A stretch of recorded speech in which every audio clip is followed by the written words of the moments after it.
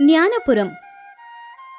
அந்த ஊரோட பேருக்கு ஏத்தாப்லயே அந்த ஊர்ல இருக்கிறவங்க எல்லாருமே புத்திசாலிங்க. அங்க மூட நம்பிக்கைக்கும் பழைய காலத்து பழக்க வழக்கத்துக்கும் இடமே இல்ல. அந்த ஊர்ல இருக்கிறவங்க எல்லாருமே படிச்சவங்க. எது பண்ணாலும் நல்லா யோசிச்சு அறிவோட தான் பண்ணுவாங்க. அவங்களுடைய அறிவு வெறும் வார்த்தையோட மட்டும் நிக்கிறது இல்ல, அது அவங்களுடைய செயல்கள்லயும் தெரியும். ஊர்க்காரங்க எல்லாரும் சேர்ந்து எல்லாருக்கும் உதவுற மாதிரி ஒரு விவசாய சங்கத்தை ஏற்பாடு பண்ணாங்க. மழை தண்ணிய சேகரிச்சு அந்த மழை தண்ணி வயலுக்கு போற மாதிரி கால்வாய் திட்டத்தை அவங்க எல்லாரும் சேர்ந்து உருவாக்குனாங்க. ஊருக்கு நடுவுல ஒரு லைப்ரரி இருந்துச்சு. அங்க அந்த ஊர் பசங்க, ஊர் ஜனங்க எல்லாரும் விவசாயத்தை பத்தி தான் உட்காந்து பேசிக்கிட்டு இருப்பாங்க. அவங்க யோசிக்கிற விதம், அவங்க செய்யற செயல்கள் எல்லாமே சுத்தி இருக்கிற கிராமத்து ஜனங்களுக்கு பெரிய வழியா இருந்துச்சு. ஒரு நாள் காலையில கிராமத்தோட தலைவரான சுதீர் சில பசங்களை கூட்டிக்கிட்டு வயலுக்கு போனாரு. ஐயா, இந்த தடவை நாம பயிரை மாத்தி போட்டா பூமியில இருக்கிற சத்து அதிகமாகும்ன்றாங்க. அதனால நெல் அறுவடைக்கு அப்புறமா வேற ஏதாவது பயிரிடலாம்ல? சுதீர் சிரிச்சுக்கிட்டே, இது நல்ல யோசனை தான் லோகேஷ். நானும் அதான் யோசிச்சுக்கிட்டு இருக்கேன். நம்ம தாத்தா காலத்துலயும் இப்படிதான் பண்ணிக்கிட்டு இருந்தாங்க. நாம இப்ப அதுக்கான காரணம் என்னங்கிறதையும் தெரிஞ்சுக்கிட்டோம். இயற்கையா நமக்கு கிடைக்கிற எல்லாத்தையுமே பயன்படுத்திக்கிட்டு நம்ம முடிஞ்ச வரைக்கும் விவசாயத்தை நல்லபடியா செய்யலாம். அப்பதான் ராமு அந்த பக்கம் வந்து, உண்மைதான் சுதீர். நாம இயற்கை விவசாயத்தை ஆரம்பிச்ச நாள்ல இருந்து நம்ம பூமியோட சத்து ரொம்ப அதிகமாயிக்கிட்டு இருக்குல்ல. இது உண்மையிலே சந்தோஷப்பட வேண்டிய விஷயம்தான். அந்த ஊர்ல என்ன முடிவா இருந்தாலும் இப்படிதான் 4 பேர் சேர்ந்து பேசி சரியான முடிவை தான் தேர்ந்தெடுப்பாங்க. அதனாலதான் அது ஞானபுரம். ஆனா அவங்க அறிவு கேள்வி கேட்கிற மாதிரி ஒரு பெரிய விஷயம் நடக்க போகுதுன்னு அவங்களுக்கு தெரியாது. ஒரு நாள் பட்டணத்துல இருந்து விக்ரம் அப்படிங்கிற ஒருத்தன் ஊருக்கு வந்தான்.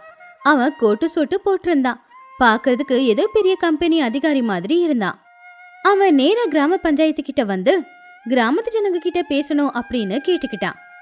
அவன் போட்டிருக்கிற உடை, அவனுடைய தோற்றம், அவன் பேசின விதம் எல்லாரையும் கவர்ந்துச்சு. அதனால பஞ்சாயத்துல ஊர் ஜனங்க எல்லாரும் வந்து சேர்ந்தாங்க. ஞானபுரத்து ஜனங்களுக்கு என்னுடைய வணக்கம். நான் பட்டணத்துல இருந்து வந்திருக்கேன். என்னோட பேரு விக்ரம். நான் விவசாயம் சம்பந்தப்பட்ட படிப்பை தான் படிச்சிருக்கேன். உங்களை மாதிரி புத்திசாலிங்களை இன்னைக்கு சந்திச்சதுல எனக்கு ரொம்ப சந்தோஷம். அதை கேட்டு அந்த ஊர் ஜனங்க எல்லாரும் சந்தோஷப்பட்டாங்க. நீங்க எல்லாரும் ஏற்கனவே புத்திசாலித்தனமா நல்ல வளர்ச்சியை அடைஞ்சிருக்கீங்க. ஆனா உங்க வளர்ச்சிய இன்னும் பல மடங்கு ஆக்குறதுக்கு ஒரு பொருளோட நான் உங்க முன்னாடி வந்திருக்கேன். அதோட பேரு அமிர்த விதை. அப்படின்னு சொல்லி விக்ரம் அவன் பையில இருந்து சில விதைகளையும் அப்படியே ஒரு டப்பாவையும் எடுத்து வெளியில வச்சான். அதை பார்த்து சுதீர், அமிர்த விதையா? அது என்ன பண்ணும்? சரியான கேள்வி கேட்டீங்க நீங்க. இது சாதாரணமான விதை இல்ல, மரபணு மாற்றப்பட்ட விதை. இது நீங்க உங்க வயல்ல இந்த விதைகளை தூவி நான் கொடுக்கிற இந்த ரசாயனத்தை கலந்தீங்கன்னா 2 மடங்கு உங்களுக்கு விளைச்சல் அதிகமாகும். ஒரே மாசத்துல நாம அறுவடையே செஞ்சிடலாம். இதை கேட்டதோ கிராமத்து ஜனங்கள்ல முக்கியமா பசங்களுக்கு நடுவுல ஏதோ ஒரு குழப்பம் வந்துச்சு. அப்போ லோகேஷ் சத்தமா, 2 மடங்கு அதிகமான விளைச்சலா? அதுவும் ஒரே மாசத்துலயா? நம்ப முடியலையே. விக்ரம் சிரிச்சுக்கிட்டே, நாம நினைச்ச முடியாதது எதுவுமே இல்லைங்க. இந்த ரசாயனத்துல விளைச்சல சீக்கிரமா விளைவிக்கக்கூடிய மருந்து இருக்கு. அதனாலதான் விளைச்சல் சீக்கிரம் வரும். உங்களை மாதிரி புத்திசாலிங்களுக்கு நான் சொல்றது புரியும் அப்படின்ற நம்பிக்கையில தான் உங்க எல்லார்கிட்ட இதை பத்தி சொல்றதுக்காக நான் வந்திருக்கேன். இந்த விதைகளையும் இந்த ரசாயனத்தையும் உங்க எல்லாருக்கும் நான் ஒரு தடவை இலவசமா தான் கொடுக்க போறேன். ஏன்னா இந்த உலகமே உங்களை திரும்பி பார்க்கணும். அதுதான் எனக்கு வேணும். விக்ரம் சொன்ன வார்த்தைகள் எல்லாரையுமே கவர்ந்துச்சு. அவனுடைய தோற்றம், அவன் பேசின விதம், இலவசம் அப்படின்னு அவன் சொன்னதை கேட்டு ஊச்சனங்க மனசுக்குள்ள ஒரு ஆசை வந்துச்சு. ஆனா சுதீர் சந்தேகமா, இங்க பாருங்கய்யா, உங்க பேச்சு நல்லா இருக்கு, எங்க எல்லாரையும் கவர மாதிரி தான் இருக்கு. ஆனா இந்த ரசாயனத்தை நாங்க பயன்படுத்த மாட்டோம். ஏன்னா பூமிக்குன்னு ஒரு சத்து இருக்கு. அந்த சத்துல நல்லபடியாத விளைச்சல் விளையணும். இப்படி ரசாயனத்தை ஊத்தி வெளிய வைக்க கூடாது. ஆனா இத்தனை நாள நாம இயற்கை முறையில நம்ம பூமியை காப்பாத்தி தான் வச்சிருக்கோம். ஒரு தடவை இந்த ரசாயனம் கலக்குறதுல என்ன ஆயிட போகுது? அப்படி அந்த கிராமத்துல தடவையா 2 குழு ஏற்பட்டுச்சு. லோகேஷோட குழுவுல இருக்கிறவங்க விக்ரம் சொன்னதை சரி அப்படின்னு சொன்னாங்க. ஆனா சுதீரோட குழுவுல இருக்கிறவங்க யாருமே விக்ரம் சொன்னதை ஏத்துக்கவே இல்ல. அவங்க ஒற்றுமையையும் அவங்களுடைய அறிவையும் சோதிக்கிற மாதிரி இந்த ஒரு பிரச்சனை அவங்களுக்கு நடுவுல வந்துச்சு. பல மணி நேரம் வாக்குவாதம் நடந்துச்சு. கடைசியில அந்த ஊரை சேர்ந்த ஜனங்க எல்லாருமே ஒரு முடிவுக்கு வந்தாங்க. சண்டை போடுறதை விட பிரயோகத்தை பண்ணி பாத்திரலாம் அப்படின்னு முடிவு பண்ணாங்க. அதுவும் அந்த ஊர்ல இருக்கிற வயல்ல. ஊர்ல இருக்கிற 100 ஏக்கர் வயலை 2ஆ பிரிச்சாங்க. சரி, எல்லாருடைய வார்த்தையையும் மதிக்கணும். 50 ஏக்கர்ல எப்பவும் போலவே நாங்க விளைவிக்கிற விதத்துல விளைவிக்கிறோம். மிச்சம் இருக்கிற 50 ஏக்கர்ல நீங்க சொல்ற மாதிரி இந்த ரசாயனத்தை கலந்து பயிரிடுங்க. யாரும் விவசாயம் செய்யற அந்த முறை சரியா இருக்கும், அதுக்கப்புறமா தெரிஞ்சுக்கலாம். இந்த யோசனைக்கு ஊர்க்காரங்க எல்லாருமே ஒத்துக்கிட்டாங்க. விக்ரம் அந்த கிராமத்திலே இருந்து லோகேஷோட குழுக்கு நிறைய யோசனைகளை கொடுத்துக்கிட்டு இருந்தான். இப்படியே நாட்களும் போச்சு. விக்ரமோட பார்வையில இருக்கிற வயல்ல ரொம்ப பெரிய அதிசயம் நடந்துச்சு. அவங்க வயல்ல இருக்கிற செடிங்க எல்லாமே ஆகாய அளவுக்கு வளர்ந்துச்சு. விளைச்சலும் சீக்கிரமா வந்துச்சு. பார்க்கவே கண்ணுக்கு குளிர்ச்சியாவும் இருந்துச்சு. இன்னொரு பக்கம் சுதிரோட பொறுப்புல இருக்கிற வயல்ல விளைச்சல் மெதுவாதான் வளர்ந்துகிட்டு இருந்துச்சு. அப்போ லோகேஷ் ரொம்பவும் கர்வமா, பாத்தீங்களா ஐயா, எங்க வயல விளைச்சல் எப்படி வளர்ந்துருக்கு அப்படின்னு. காலம் மாறும்போது நம்மளும் மாறணுங்க. பழைய காலத்து பழக்க வழக்கத்தையே பிடிச்சுக்கிட்டு இருக்க கூடாது. சுதீர் ரொம்ப அமைதியா, பார்க்க நல்லதா இருக்கு லோகேஷ், ஆனா விளைச்சல் உயரமா வளருறதுனால அது பலமா இருக்கும்னு சொல்ல முடியாது. உன் வயல்ல ஒரு சின்ன பாம்பியாவது நீ பாத்தியா? பறவைங்க கூட அந்த பக்கம் வரவே மாட்டேங்குதே. எனக்கு என்னமோ யோசனையா இருக்கு. லோகேஷ் ரொம்ப கோவமா, அதெல்லாம் எங்களுக்கு தேவையில்லை. எங்களுக்கு தேவை வருமானம். இந்த வருஷம் நாங்க என்ன பண்ண போறோம்னு மட்டும் நீங்க பாருங்க. லோகேஷும் அவனுடைய குழுவும் வெற்றி உற்சாகத்துல இருந்தாங்க. ஆனா சுதீரும் அவனுடைய குழுவும் அவங்க பாட்டுக்கு வேலையை செஞ்சுக்கிட்டு விவசாயத்தை நல்லபடியா பண்ணிக்கிட்டு இருந்தாங்க. இப்படியே நாட்களும் போச்சு. லோகேஷோட வயல்ல அறுவடை செய்ய வேண்டிய நேரம். விக்ரம் லோகேஷோட அந்த வயல்ல இருக்கிற சோளங்கள் எல்லாமே பார்க்க ரொம்ப பெருசா இருந்துச்சு. அவங்க எல்லாருமே சோளத்தை அறுவடை செஞ்சாங்க. 2 குழுவை சேர்ந்தவங்களும் விளைஞ்ச சோளத்தை தனித்தனியா காய வச்சாங்க. அப்பதான் உண்மையான பிரச்சனையே தெரிய வந்துச்சு. லோகேஷோட வயல்ல அறுவடை செஞ்ச அந்த சோளம் பார்க்க பெருசா இருந்துச்சு. ஆனா மூட்டையில அதை போடும்போது அது எடை ரொம்ப கம்மியா இருந்துச்சு. அதை பார்த்த எல்லாரும், என்ன லோகேஷ் இது, மூட்டை பாரமாவே இல்ல, ஏதோ காத்திருப்புன மாதிரி இருக்கு. என்னங்க விக்ரம், இது விளைச்சல் நல்லதானே விளைஞ்சுது? விக்ரம்க்கு அப்போ அவன் மாட்டிக்கிட்ட விஷயம் தெரிஞ்சுது. ராத்திரியோட ராத்திரியா ஊரை விட்டு போயிடணும் அப்படின்னு முடிவு பண்ணி வெளியில இப்படி சொன்னான். சில நேரத்துல இப்படிதான் நடக்கும். உங்க பூமியில ஏதோ தப்பு இருக்குன்னு நினைக்கிறேன். நான் பட்டணத்துக்கு போய் இதுக்கான காரணம் என்னன்னு தெரிஞ்சுக்கிட்டு வரேன் அப்படின்னு சொல்லி அவன் அங்கிருந்து கிளம்பி போயிட்டான். லோகேஷோட குழுவுல விளைஞ்ச விளைச்சல் சாதாரணமா விளையிற விளைச்சல்ல பாதி கூட இல்லாத மாதிரி இருந்துச்சு. அது மட்டும் இல்ல, அதை சாப்பிட்டு பார்த்தா சுவையே இல்ல, சாப்பிடவே முடியல. எல்லாத்த விடவும் பயங்கரமான விஷயம் என்னன்னா, அவங்களுடைய 50 ஏக்கர் வயல் இப்ப மொத்தமா நாசமாயிடுச்சு. ரசாயனத்தை ஊத்துனதுனால அதுல இனி ஒரு செடி கூட வளராது அப்படிங்கிற அளவுக்கு செத்து போச்சு. இன்னொரு பக்கம் சுதிரோட வயல்ல விளைச்சல் எப்பவும் போலவே ஆரோக்கியமா வந்துச்சு. விளைஞ்ச விளைச்சல் எல்லாமே எப்பவுமே இருக்கிற எடையோட ரொம்பவும் சுவையாவும் இருந்துச்சு. அவங்க பூமியில அடுத்த விவசாயம் பண்றதுக்கு பூமி தயாரா இருந்துச்சு. அவங்களுடைய அறிவு, அவங்களுடைய யோசிக்கிற திறமை, இது எல்லாமே ஒருத்தரோட பேச்சுல மயங்கி போயிடுச்சு. உடனே லாபம் வேணும் அப்படின்னு ஆசைப்பட்டு அவங்க கிட்ட இருக்கிற 50 ஏக்கர் வயலை இழந்துட்டாங்க. லோகேஷும் அவனுடைய குழுவை சேர்ந்தவங்க எல்லாருமே தலை குனிஞ்சு சுதீர் குழுக்கிட்ட வந்தாங்க. அப்போ லோகேஷ் தலையை குனிஞ்சு, எங்களை மன்னிச்சிடுங்க ஐயா. எங்க வயசு உங்க அனுபவம் அப்படிங்கறத புரிஞ்சுக்காம நாங்க உடனே வளரணும் அப்படின்னு ஆசைப்பட்டு எல்லாத்தையும் எழுந்து நிக்கிறோம். நாங்க முட்டாளுங்க அப்படின்னு நீங்க இன்னைக்கு நிரூபிச்சிட்டீங்க. சுதீர் அவங்களுக்கு தைரியம் கொடுத்தாரு. யாரையுமே ஒரு வார்த்தை கூட திட்டல. எல்லாருக்குமே தைரியத்தை கொடுத்து, நடந்தது ஒரு தவறுதான். நாம அறிவா இருக்கணும்னு நினைச்சுக்கிட்டு முட்டாள்தனமான விஷயத்த பண்ணா இந்த மாதிரி நிறைய இழப்புகளை நாம சந்திக்கத்தான் வேணும். ஓட்டப்பந்தயத்துல எடுத்த உடனே வேகமா ஓடுறவன் ஜெயிக்க மாட்டான். எங்க பொறுமையா நடக்கணும், பொறுமையா ஓடணும், எங்க வேகமா ஓடணும்னு தெரிஞ்சவன் தான் ஜெயிப்பான். நாம எல்லாரும் இப்போ ஒற்றுமையா தானே இருக்கோம். சத்து எழுதிருக்கிற அந்த பூமியை நாம காப்பாத்தலாம். அப்படி அன்னைக்கு அந்த ஞானபுரத்தை சேர்ந்த ஜனங்க எல்லாருமே ஒரு முடிவெடுத்து சுதீரோட தலைமையில மறுபடியும் அந்த பூமிக்கு சத்து கொண்டு வரதுக்கான வேலைகளை ராவும் பகலமா செய்ய ஆரம்பிச்சாங்க. அவங்க எல்லாருடைய அறிவுக்கும் இப்ப அவங்களுடைய பொறுமையும் திறமையும் ரெண்டுமே சேர்ந்து இருந்துச்சு. இந்த கதையில இருக்கிற நீதி என்னன்னா, அறிவுங்கிறது நம்ம எல்லாருடைய பலம். அத சரியான வழியில கொண்டு போனா நாம வெற்றியை அடையலாம். தவறான வழியில கொண்டு போனா நாம அழிஞ்சுதான் ஆகணும். அறிவு அப்படிங்கிறது புது விஷயத்த தெரிஞ்சுக்கிட்டு புதுவிதமா நடந்துக்கிறது அப்படின்னு எல்லாரும் நினைக்கிறாங்க. ஆனா அது உண்மை இல்ல. அறிவாளிங்க எப்பவுமே ரொம்ப பொறுமையா, ரொம்பவும் திறமையா, செயல்பட்டா மட்டும்தான் அந்த அறிவை சரியான வகையில பயன்படுத்த முடியும்.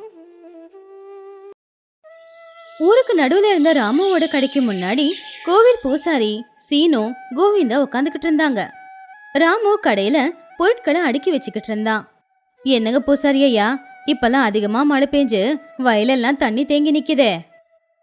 ஆமா சீனு, நம்மளால என்ன பண்ண முடியும்? கொஞ்சம் பார்த்து பண்ணுப்பான்னு அந்த கடவுள்கிட்ட வேண்டிக்கிட்டு தான் ஆகணும்.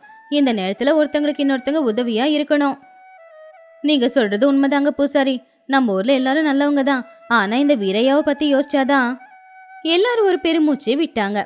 அப்பதான் வீரையா ஒரு பழைய டப்பாவை எடுத்துக்கிட்டு ராமுவோட கடைக்கிட்ட வந்துகிட்டு இருந்தான். என்னங்க வீரையா, கடைக்கு வந்திருக்கீங்க, என்ன வேணும்? இங்க பாரு ராமு, இந்த டப்பா நிறைய அரிசி போடு, பார்த்து போடு, ஒரு அரிசி கூட கீழே விழக்கூடாது. ராமு சிரிச்சுக்கிட்டே, சரிங்க வீரையா, உங்களை பத்தி எனக்கு தெரியாதா என்ன? ராமு அரிசி போட்டுக்கிட்டே, ஆமா உங்க மாமரத்துல நிறைய மாங்காய் காய்ச்சுதாமே, ஊர்ல யாருக்காவது மாங்காய் கொடுத்தீங்களா? அப்ப வீரையா கோவமா, ஏன் மரத்துல காய்ச்சத நான் யாருக்கு கொடுக்கணும்? எல்லாத்தையும் பட்டணத்துல வித்து பணம் சம்பாதிச்சேன், 4 காசும் சேர்ந்துச்சு, ஊருக்காரங்களுக்கு கொடுத்தா எனக்கு என்ன புண்ணியமா கிடைச்சிட போகுது? அதை கேட்டு சீனு, என்ன வீரையா இப்படி சொல்லிட்ட? நம்ம கிட்ட இருக்கிறத 4 பேருக்கு கொடுத்தா தானே சந்தோஷம். ஏன் சந்தோஷம் பணத்தை சேர்த்து வைக்கிறதா தான் இருக்கு சீனு, உன்ன மாதிரி கடன் வாங்குற பழக்கம் எனக்கு இல்ல அப்படின்னு சொல்லி வீரையா அங்கிருந்து போயிட்டான். எல்லாருமே அவனை பாவமா தான் பார்த்தாங்க. பாத்தீங்களா, சம்பாதிச்ச பணத்தை யாருக்கும் கொடுக்கறதும் இல்ல, அவனும் அனுபவிக்கிறது இல்ல, சேர்த்துதான் வச்சுக்கிட்டு இருக்கான். என்னதான் பண்ண போறானோ என்னவோ. பாவம் பூசாரி, பொண்டாட்டி போனதுல இருந்து அவன் இன்னும் கஞ்சனா மாறிட்டான், தனிமையில கஷ்டப்படுறான் போல. வீரையா வீட்டுக்கு நடந்து போய்கிட்டு இருந்தான். அது பழைய காலத்து ஒரு பெரிய வீடு. வீட்டுக்கு போன வீரையா நேரா அவனுடைய அறைக்குள்ள போய் அவன் கட்டலுக்கு கீழே வச்சிருந்த ஒரு பழைய இரும்பு பெட்டிய வெளியே எடுத்தான். அதை திறந்து அதுக்குள்ள இருக்கிற ஒரு பித்தளை சொம்ப வெளியில எடுத்தான். அது நிறைய தங்க காசு இருந்துச்சு.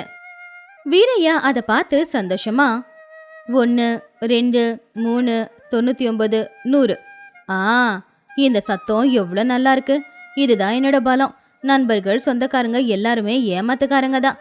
அவங்க என்ன கைவிட்டாலும் விடுவாங்க, இந்த தங்கம் என்ன கைவிடாது. வெளியில திடீர்னு வானிலை மாறி இடி மின்னல் சத்தம் கேட்டுச்சு. ஆனா வீரையா அது எதையுமே பெருசா எடுத்துக்கல. கொஞ்ச நேரத்துக்கு அப்புறமா பயங்கரமா மழை பெய்ய ஆரம்பிச்சுது. நைட்டெல்லாம் மழை பெஞ்சுக்கிட்டே இருந்ததுல ஊர் முழுக்க தண்ணியும் வந்துருச்சு. அப்போ சீனு சத்தமா, ஐயோ ஊருக்குள்ள தண்ணி வருது, வெள்ளம் வந்திருக்கு, எல்லாரும் கவனமா இருங்க, உயரமா இருக்கிற இடத்துக்கு போயிடுங்க. அப்போ ராமுவும் எல்லாரையும் பார்த்து, பயப்படாதீங்க, முதல்ல சின்ன குழந்தைங்களையும் பொம்பளைங்களையும் உயரமான இடத்துக்கு கூட்டிக்கிட்டு போயிடுங்க. கோவிந்தா, நீ அந்த பக்கமா பாரு, நான் இந்த பக்கமா பாக்குறேன். ஊர்ல எல்லாருமே ரொம்ப பதட்டமா இருந்தாங்க. எல்லாரும் சத்தம் போட்டுக்கிட்டு அங்க இங்கன்னு ஓட ஆரம்பிச்சிட்டாங்க. அப்பதான் சூரம்மா வேகமா ஓடிக்கிட்டே ராமு பக்கத்துல வந்தாங்க. சூரம்மா ரொம்ப சோர்வடைஞ்சு, ராமு தம்பி, நம்ம வீரையண்ண வீட்டுக்குள்ளதான் இருக்காரு, நான் கதவை தட்டி கூப்பிட்டேன், ஆனா குரல் கொடுக்க மாட்டேங்கிறாரு. ராமு ரொம்ப கவலையா, அப்படியா, அவருக்கு வெள்ளம் வந்தது தெரியாது போல, வாங்க உடனே போய் அவரை நாம காப்பாத்தியாகணும். ராமு சீனு 2 பேருமே சேர்ந்து வீரையோட வீட்டுக்கு போனாங்க. அங்க போய் பார்த்தா முட்டிக்கால அளவுக்கு தண்ணி தேங்கி நின்னுக்கிட்டு இருந்துச்சு. வீரையா, வீரையா, கதவு தருங்க, வெள்ளம் வந்திருக்கு. வீரையா ஜன்னல் வழியா எட்டி பார்த்து ரொம்பவும் ஆச்சரியப்பட்டாரு. சுத்திலும் தண்ணி. அப்போ அவருக்கு முதல்ல ஞாபகம் வந்தது அவருடைய தங்க காசுகள் தான். ஐயோ, என்னோட தங்க காசு, வாழ்நாள் முழுக்க கஷ்டப்பட்ட சொத்து, இப்ப இது தண்ணியில அடிச்சுக்கிட்டு போயிட்டு என்ன பண்றது அப்படின்னு சொல்லி உடனே அந்த இரும்பு பெட்டியை திறந்து அதுக்குள்ள இருந்து தங்க காசுங்க இருக்கிற பித்தளை சொம்பை எடுத்து நெஞ்சோட அணைச்சுக்கிட்டாரு. அப்ப வெளியில ராம கத்துற சத்தம் கேட்டுச்சு. வீரையா சத்தமா, யார் நீ, என்ன காப்பாத்த வந்திருக்கியா? முதல்ல இந்த தங்க காசை காப்பாத்து, இதை எங்கேயாவது பத்திரமா கொண்டு போய் வை. ராமு அதை கேட்டு ஆச்சரியமா, என்னங்க வீரையா, என்ன பேசிக்கிட்டு இருக்கீங்க? உயிர் போற நிலைமையில உங்களுக்கு தங்கத்து மேல ஆசை போகலையா? ஒழுங்கா வெளியில வாங்க. அதுக்குள்ள வீட்டு கதவு திறந்துக்குச்சு. தண்ணி வீட்டுக்குள்ள போயிடுச்சு. வீரையாவோட கையில இருந்த அந்த பானை தவறி கீழே விழுந்து தண்ணியில அடிச்சுக்கிட்டு போச்சு. ஐயோ, என்னோட தங்கம், என் உயிர் போகுது அப்படின்னு அவன் தண்ணியில விழுந்த பானையை தேட ஆரம்பிச்சான். ஆனா ராமு சீனு 2 பேரும் உள்ள போய் அவனை வலுக்கட்டாயமா வெளியில இழுத்துக்கிட்டு வந்துட்டாங்க. வீரையா அழுதுகிட்டே, விடுங்க, என்னையே கூட்டிக்கிட்டு வந்தீங்க, என் பானை உள்ள இருக்கு, அது இல்லைன்னா நான் உயிரோட இருக்க மாட்டேன். ராமு ரொம்ப கோவமா, வாயை மூடுங்க வீரையா, உங்களுக்கு என்ன பைத்தியம் பிடிச்சிருக்கா? அந்த தங்கம்மா உங்களை காப்பாத்த போது, அந்த தங்கத்தை விட இப்போ உங்களுடைய உயிர் உங்களுக்கு முக்கியம் இல்லையா? அப்படி சொல்லி அவங்க 2 பேரும் வலுக்கட்டாயமா வீரையாவை அந்த ஊர் கோவில் கிட்ட கூட்டிக்கிட்டு போனாங்க. அந்த நேரத்துல ஊர்ஜனங்க நிறைய பேர் அந்த கோவில தான் இருந்தாங்க. எல்லாருமே மழையில நனைஞ்சு என்ன பண்றதுன்னு தெரியாம தவச்சுக்கிட்டு இருந்தப்போ பூசாரி அவங்களுக்கு தைரியத்தை கொடுத்துக்கிட்டு இருந்தாரு. ஆனா வீரையா மட்டும் அவனுடைய வீட்டையே பார்த்துக்கிட்டு அழுதுகிட்டு இருந்தான். அடுத்த நாள் காலையில விடிஞ்சதும் கொஞ்சம் கொஞ்சமா வெள்ள நீர் எல்லாம் போக ஆரம்பிச்சுது. ஆனா அந்த ஊர் முழுக்க மண்ணுல புதைஞ்சு போச்சு. எல்லாருமே அவங்கவுங்க பொருட்களை எழுந்து என்ன பண்றதுன்னு தெரியாம தவிக்க ஆரம்பிச்சாங்க. அப்போ ராமு எல்லார்கிட்டையும், யாரும் கவலைப்படாதீங்க, நாம நினைச்சா மறுபடியும் நம்ம ஊரை சரி பண்ணிக்கலாம். இப்போதைக்கு என் கடையில இருக்கிற அரிசியை கொண்டு வந்து வச்சிருக்கேன், நான் அதுல உங்களுக்கு கஞ்சி காய்ச்சி கொடுக்கறேன் அப்படின்னு சொல்லி ராமு அவன் எடுத்து வச்ச அரிசியை கொண்டு வந்து கோவில் வாசல்ல எல்லாருக்காகவும் சமைக்க ஆரம்பிச்சான். இது எல்லாத்தையுமே வீரையா பார்த்துக்கிட்டு தான் இருந்தான். தண்ணியில தவறி விழுந்து போன அவனுடைய தங்கப்பானை தான் உயிரை பெருசா நினைக்காம அவனுடைய உயிரை காப்பாத்தின ராமு. ஊஜனங்க ஒருத்தங்களுக்கு ஒருத்தங்க உதவி செஞ்சுக்கிறது, இது எல்லாமே பார்க்கும்போது வீரையோட மனசுக்குள்ள ஒரு பெரிய மாற்றமே வந்துச்சு. அவன் நேரா ராமு கிட்ட போனான். கொஞ்சம் தடுமாறிக்கிட்டே, ராமு. ராமு பாசமா, சொல்லுங்க வீரையா, பசிக்குதா? இருங்க கஞ்சி கொடுக்குறேன். வேண்டாம் ராமு, எனக்கு கஞ்சி வேண்டாம், உன்னோட மன்னிப்பு தான் வேணும். என்னோட பணம் தான் என் உயிரை நினைச்சுக்கிட்டு இருந்தேன். ஆனா நேத்து என்னோட உயிரை காப்பாத்தினது நான் சேர்த்து வச்ச பணம் இல்ல, நீதான். அதனால நீங்க எல்லாரும் சேர்ந்து என்ன மன்னிக்கணும் அப்படின்னு வீரையா அழுதுகிட்டே ராமுவோட காலில் விழ போனான். அப்ப ராமு அவனோட காலில் விழுறத தடுத்து அவனை பிடிச்சு, ஐயோ நீங்க பெரியவங்க, இப்படி பண்ணலாமா? ஏதோ நடந்து போச்சு, தப்பு தெரிஞ்சுக்கிட்டீங்களா, அதுவே போதும். வீரையா நேரா பூசாரி கிட்ட போய், பூசாரி ஐயா, நான் தப்பு பண்ணிட்டேன், என்கிட்ட நிறைய பணம் இருந்துச்சு, அதை நானும் எனக்காக செலவு பண்ணிக்கல, ஊருக்காரங்களுக்கு கொடுக்கலான்னு நினைச்சாலும் இப்ப என்னால கொடுக்க முடியல, ஏன்னா என் தங்கப்பானை தண்ணியில அடிச்சுக்கிட்டு போயிடுச்சு. பூசாரி சிரிச்சுக்கிட்டே, இல்ல வீரையா, காலையில உன் வீட்டுல போய் பசங்க எல்லாரும் தேடும்போது இந்த பானை கிடைச்சது, இதோ இங்கதான் இருக்கு பாரு. சீனு அந்த தங்க காசு இருக்கிற பானையை கொண்டு வந்து வீரையாவோட கையில வச்சான். வீரையா அதை பார்த்து என்ன பண்றதுன்னு தெரியாம முடிச்சுக்கிட்டு இருந்தான். ஒரு காலத்துல உயிரா நினைச்சுக்கிட்டு இருந்தா அந்த தங்க காசு இப்ப அவனுக்கு ஒரு மண்ணு மாதிரி தான் தெரிஞ்சுது. வீரையா ஊர்க்காரங்க எல்லார்கிட்டையும், இந்த பணம் எனக்கு வேண்டாம், இது ஊர்க்காரங்களுக்கு. ராமு, இந்த பணத்தை நீயே வச்சுக்கோ, இதை வச்சு மறுபடியும் எல்லாருக்கும் வீடு கட்டி கொடு, எல்லாருக்கும் என்ன தேவையோ அதை செஞ்சு கொடு, என் வீட்டை நான் சத்திரமா மாத்துறேன், யாராவது உதவி கேட்டு வந்து அடைக்கலம் கொடுக்கறேன். அதை கேட்டு அங்க இருந்தவங்க எல்லாருமே ரொம்பவும் ஆச்சரியப்பட்டாங்க. அப்போ ராமு ரொம்ப சந்தோஷமா, நீங்க எடுத்திருக்கிறது ரொம்ப நல்ல முடிவுதான் வீரையா.